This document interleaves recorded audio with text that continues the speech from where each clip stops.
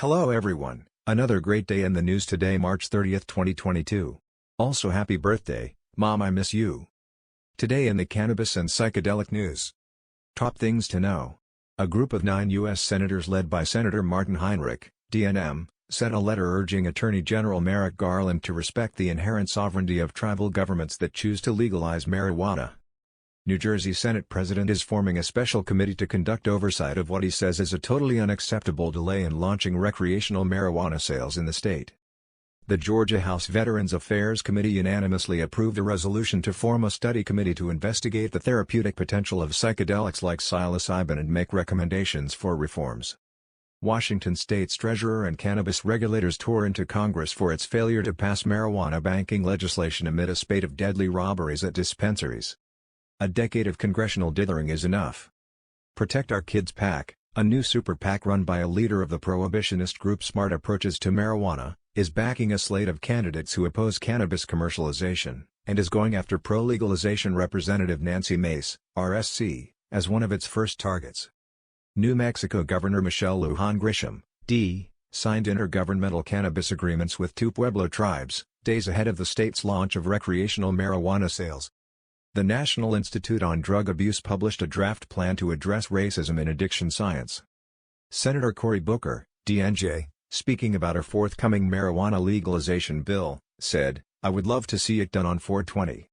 Senator Tommy Tuberville, RL, said, "We're losing the war on drugs down at the border." Representative Hakeem Jeffries, DNY, said a marijuana legalization bill scheduled for a House floor vote this week is good for the economy, good for economic activity, good for public safety, good for social, racial and economic justice. Representative Troy Nehls, RTX, is conducting a web poll on support for marijuana legalization ahead of a scheduled House vote this week. Representative Madison Cawthorn, RSC, said fellow lawmakers have done cocaine in front of him and invited him to an orgy. The House resolution calling to reduce incarceration by decriminalizing addiction, legalizing marijuana, and expunging the records of individuals for all drug-related offenses got one new co-sponsor for a total of 19. Pennsylvania Governor Tom Wolf, D., tweeted, "Legalizing marijuana boosts the economy. Most importantly, it's what Pennsylvanians want." New Mexico Governor Michelle Lujan Grisham, D., tweeted, "Legalized adult-use cannabis is a critical step forward for a 21st-century economy in New Mexico, creating jobs and economic opportunities in communities small and large across the state. After years of effort, we made recreational cannabis a reality. Sales start this Friday."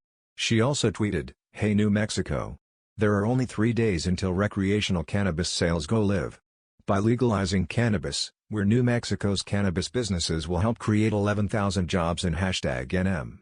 We're using bold strategies to ensure we create opportunities for all New Mexicans." Kentucky's Senate Majority Floor Leader said a House-passed medical cannabis bill has no chance of clearing his chamber. Some Missouri cannabis activists are staging protests against other activists' proposed legalization initiative, calling it a corrupt marijuana monopoly ballot initiative. A judge dismissed a lawsuit challenging Georgia regulators' medical cannabis business licensing process. An Illinois judge declined to take control over a stay that has put marijuana business licenses on hold, saying it should remain under a separate case. Vermont regulators published guidance on marijuana business applications and licensing fees.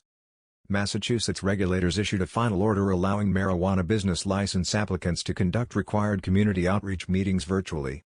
The U.S. Virgin Islands' Deputy Health Commissioner warned about keeping marijuana edibles away from young people. The California Department of Fish and Wildlife accused an unlicensed marijuana operation of multiple environmental violations.